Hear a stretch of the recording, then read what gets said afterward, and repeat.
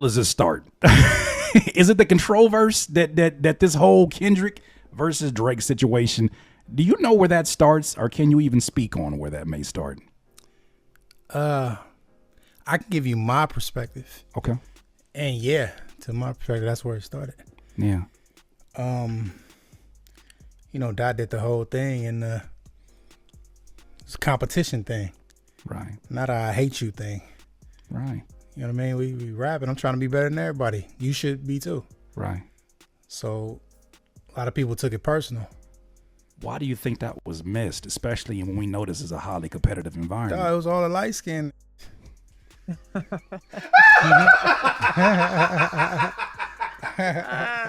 That's why I want to be traded from this team. I told y'all, trade me. My mama named me D''WAN. Bro, no, I'm joking, but I'm kind of serious at the same time. No, you're not. You're not joking. I'm with you. I agree.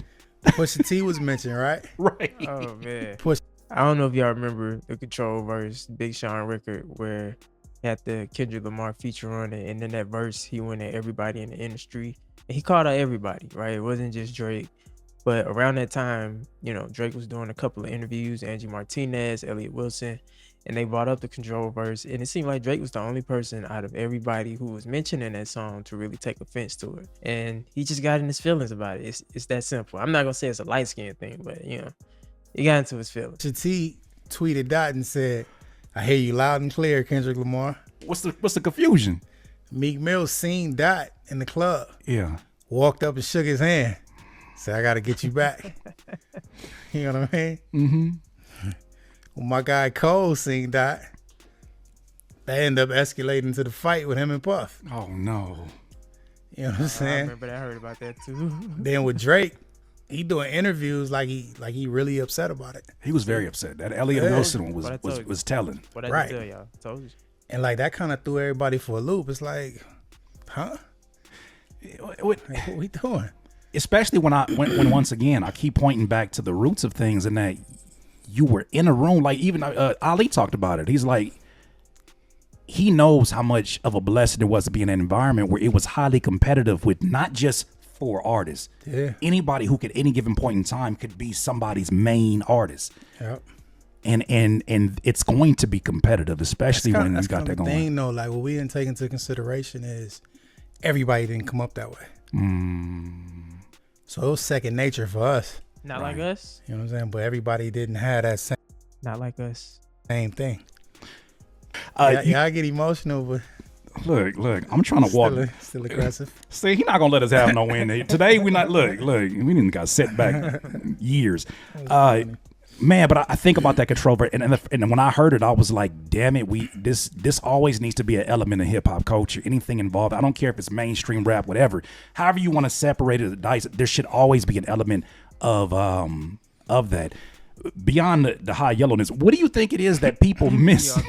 What do you think it is people miss in terms of, people are like these are the same artists that are competitive about record sales. Yeah. And that's the first thing you see some of them use when they do end up being at odds with somebody else. Why was that missed when it was such a wide net? Because he wasn't just talking about one rapper. It was the whole gang. Even the people on the damn record with him. Yeah, right. Exactly. I don't know, man. It's just, I can't explain where that comes from other people. Right. Or why they feel the way they felt. To me, I know it was friendly competition. Right. It's like we on the court, we playing basketball. I'm trying to win the game. That part. I mean, we can go get something to eat after, whatever it is, but while we playing, I'm elbowing you, you know what I mean? I'm shoulders is going crazy. Right. It's like a pickup game. Yeah, well, it's still love. Yeah. Like, I don't hate you, my nigga. It's cool. We good money. It's the game, bro. But again, everybody wasn't raised that way. Mm-hmm. Over the years, we as a listener saw what seemed to be subliminals thrown on both sides. Yeah. Or even at least could be interpreted as that. And, because we don't really get a lot of interviews from Dot, or we don't really get, or the other folks who are involved in it are not as direct, we never really know until we knew. Yeah. As it is approaching to that time, I'm curious, what was the energy like internally when the Kendrick versus Drake battle first kicked off? And let's talk about specifically with that verse? It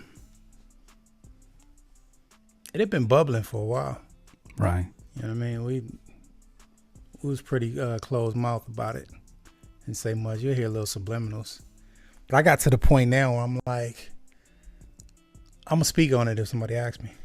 Right. Because now it's about legacy. You know what I'm saying? Mm-hmm. Like usually we just let things go how they go. Right. We know what the truth is or whatever, but now it's like, okay, I speak on certain things. So I was I think I was just getting ready to go out of town on tour with SZA when Dada came by the studio. So I didn't see him. I missed him. Mm-hmm. And he played the record for Top. You know what I mean? And I talked to Top. He told me a little bit about the record. Then I hit Dot. Mm-hmm. I'm like, it's going down? He said, yeah, let's see what's up. Hey, what was his demeanor? Laughing. See, that just makes it even more crazy. Yeah. What you mean laugh? Just this is People think that it's so serious and this whole thing. Like, right. that stuff is funny. This nigga's from Compton, California, bro. That part. You know what I'm saying? Like, where you grew up at, it's serious over there. Right. You know what I'm saying? You getting shot at. You getting home invasions. You getting gang wars. Right. Nigga, we talking about music, bro. Mm-hmm. So it's like, it's funny. Right. You know what I mean? So if I hear the record, I'm like, yeah, it's up. It's go time now, baby. But it's still for fun in the spirit of competition. Right. All right, here you go, nigga.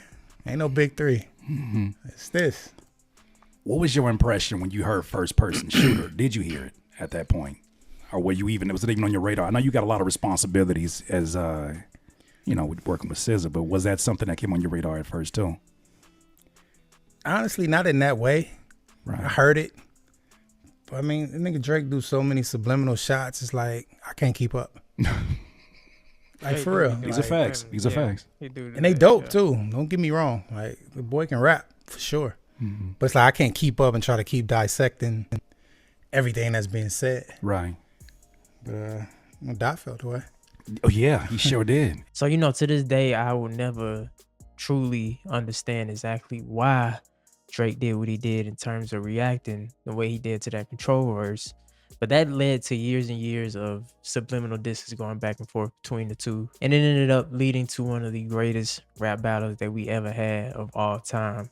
Now, in the spirit of hip hop, like you said, you really don't get mad if an artist calls you out, especially if it's in the more competitive lane. Now, once they got into the battle part where it got disrespectful, they talk about each other, kids and family and all that, okay, that's different. But in the beginning, there was zero reason for Drake to call offense to that, because in Drake's mind, he felt like, you know what, man, if you dissing me like this, then this must be how you really feel. So if you see me in person, keep that same energy that you had. But that's never how you move in the sport of hip hop. And he has a point too. Like, I see why Kendrick wouldn't take it to the heart as much. Like, bro, I'm from Compton. Like, I wake up and have to like deal with a whole different reality that you don't have to deal with. So when I'm battling you, yeah, this is fun to me, right? But again, somebody like Drake, he's never been embarrassed on the world stage like this. So this is why you see the suing and all of that stuff going on right now, because this is just so far out of something that he would even expect Kendrick to do. But again, you begged him. But yeah, man, it's the Kid Ríez. Until next time, ladies and gentlemen, make sure y'all be safe, stay carefree, and I'll catch y'all later. Peace.